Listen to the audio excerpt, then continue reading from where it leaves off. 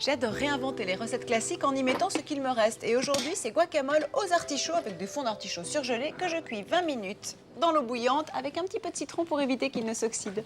Alors évidemment, pas de guacamole sans citron vert.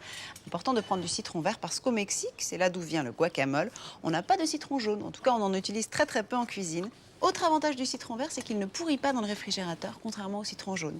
Alors, je commence par mettre mon jus de citron, ça fait à peu près l'équivalent de 2 cuillères à soupe, dans le mixeur.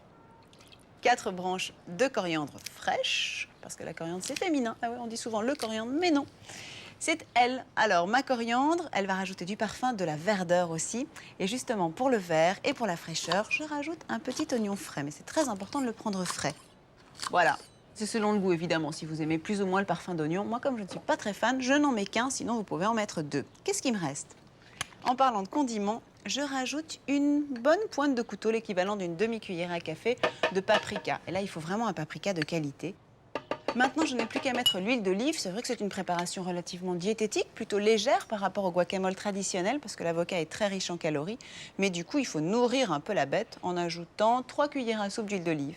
Prenez une bonne huile d'olive, un peu ardente, un peu verte. Il faut vraiment la considérer comme un ingrédient à part entière dans cette recette. Et je vais d'abord mixer tout ça avant d'y rajouter les fonds d'artichaut de façon à obtenir une sorte de pâte aromatique très fine. Moi, je compte à peu près 600 g de fonds d'artichaut. On oublie très souvent que c'est très riche en magnésium et en potassium. Alors, on fonce sur l'artichaut. Et si vous avez l'impression que la préparation est un petit peu sèche, moi, je vous donne un conseil.